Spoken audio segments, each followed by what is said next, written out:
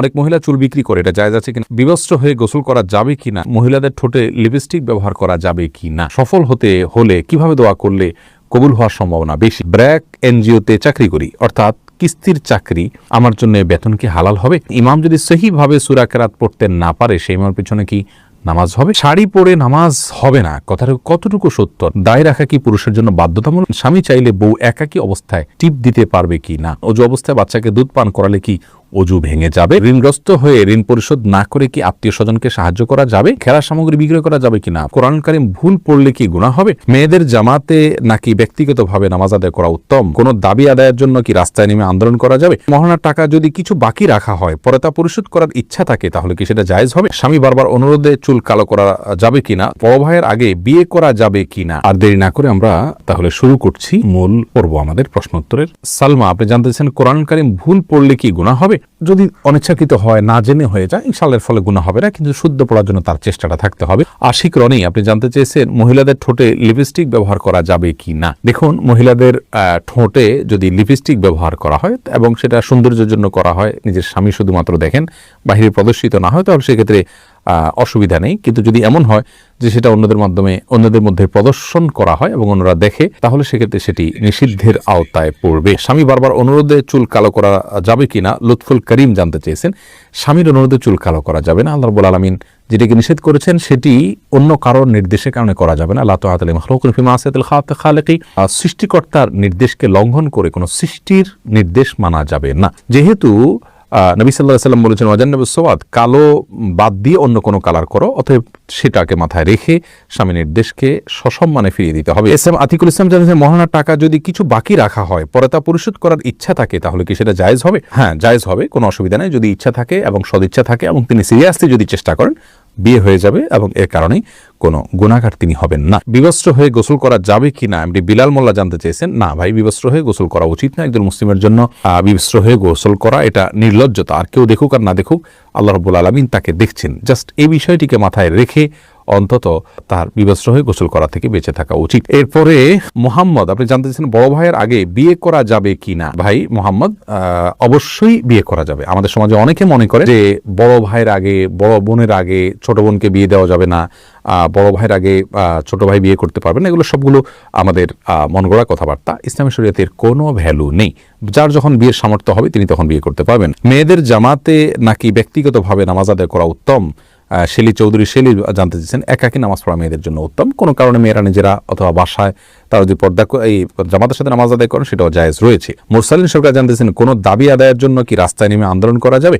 রাস্তায় নেমে আন্দোলন করাতে যদি কারোর কোনো ক্ষতি না হয়, কারোর দোকানপাট ভাঙচুর হলো না, পথচারী চলাচল অসুবিধা হলো না, তাহলে এই সমস্ত শর্তগুলো সাপেক্ষে সেটি জায়েজ হবে ইনশাআল্লাহ বিইذনিল্লাহ। এমডি জামান জানতে চেয়েছেন খেলার সামগ্রী বিক্রি করা যাবে কিনা?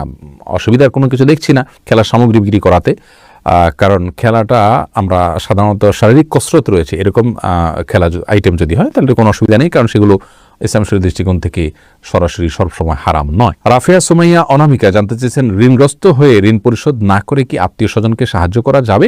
ঋণটা যদি সিস্টেমিক্যাল ঋণ হয়, যেটা আপনি কিস্তিতে পরিশোধ করছেন, পাওনাদারের কোনো প্রেশার নাই, তাহলে সেক্ষেত্রে সেই ঋণ থাকা অবস্থায় আপনি দান সদকা করতে পারেন, কিন্তু অবশ্যই ঋণ পরিশোধ করা সদকা করার চাইতে উত্তম এবং ভালো। নাদিয়া নওশিন জানতে চেয়েছেন অজু অবস্থায় বাচ্চাকে দুধ পান করালে কি অজু ভেঙে যাবে? দুধ পান করলে অজু ভাঙবে না বোন। আইডি থেকে জানতে চেয়েছেন স্বামী চাইলে বউ একাকী অবস্থায় টিপ দিতে পারবে কি না?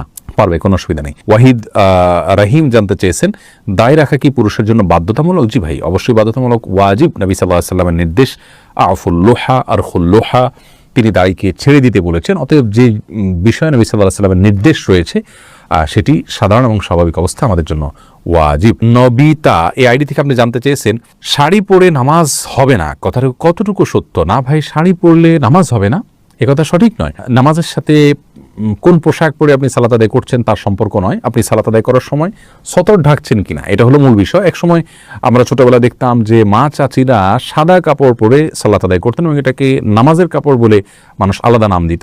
সে সমস্ত কাপড় সুতির থাকতো, অনেক পাতলা থাকতো, হাতের গোছাইতে দেখা যেত। এরকম যদি হয় তাহলে সেক্ষেত্রে সেটা নিয়ে নামাজের প্রশ্ন তোলা যেতে পারে। আর শুধু শাড়ি পরলে গলা, কাঁধ ইত্যাদি যে জায়গাগুলো ঢাকা উচিত নামাজের মধ্যে, সেগুলো ঢাকা যায় না, হাতের গোছা ইত্যাদি দেখা যায়, তো এই কারণে শুধু শাড়ি পরে নামাজ পড়লে নামাজ হওয়াটা কঠিন।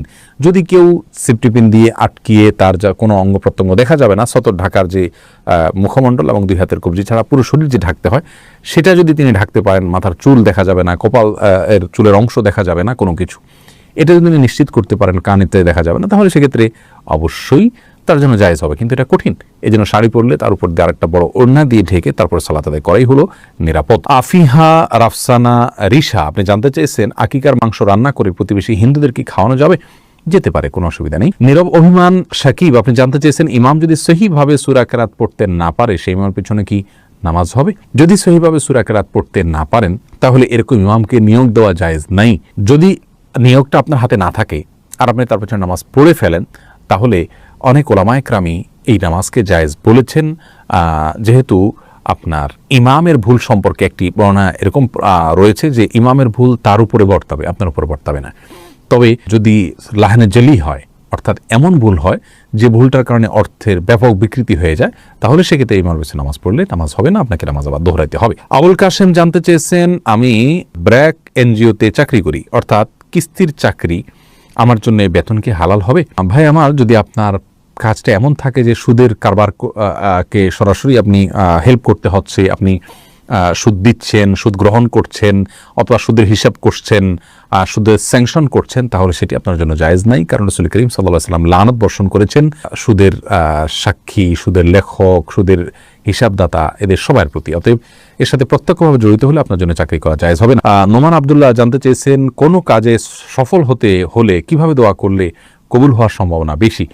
দোয়া কবুলের জন্য দোয়া কবুল শর্ত পূরণ করতে হবে, হালাল ভক্ষণ করতে হবে, এরপরে ইসমে আজম পড়ে দোয়া করলে দোয়া কবুল হয়। আরও কিছু দোয়া আছে, দোয়া ইউনুস পড়ে দোয়া করলে দোয়া কবুল হয়। ইসমে আজম সম্পর্কে অনেক ইমামগণ বলেছেন, অনেক ওলামা ইকরাম বলেছেন আল্লাহ এই শব্দটি আল্লাহর ইসমে আজম বা মহান নাম।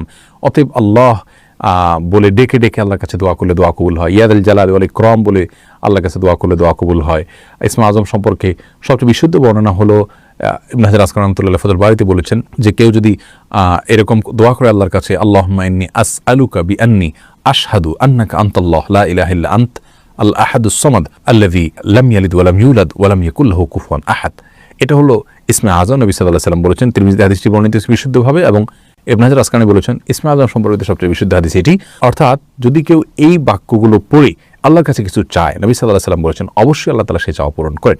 অথবা আপনি সেভাবে দোয়া করতে পারেন আল্লাহর কাছে। আউয়াল আপন জানতে চেয়েছেন অনেক মহিলা চুল বিক্রি করে, এটা জায়েজ আছে কিনা? না ভাই, কোনো অবস্থাতে শরীরের কোনো অঙ্গ প্রত্যঙ্গ বিক্রি করা জায়েজ নাই, কোনো প্রয়োজনে সেটা দান করতে পারেন। ফয়সাল আল ফাহাদ জানতে চেয়েছেন মরণোত্তর চক্ষু দান কিংবা অন্য কোনো অঙ্গ দান জায়েজ আছে কিনা? এটা ফ্যাশনে পরিণত হয়েছে আজকাল। একান্ত প্রয়োজন হলে কোনো ব্যক্তির জন্য কেউ দিতে পারেন, কিন্তু ফ্যাশন বানিয়ে নেওয়া এবং এটা মরে গেলে তো পচে গলে যাবে, লাভ কি, তার সাথে আমি দিয়ে যাই, এরকম দৃষ্টিভঙ্গি, এটা হলো লাদিনী বা নাস্তিক কবাদ এর যে চিন্তা, সেই চিন্তা থেকে এই দৃষ্টিভঙ্গি আসে। সেই দৃষ্টিকোণ থেকে গণহারে এটি দেওয়া যাবে না এভাবে।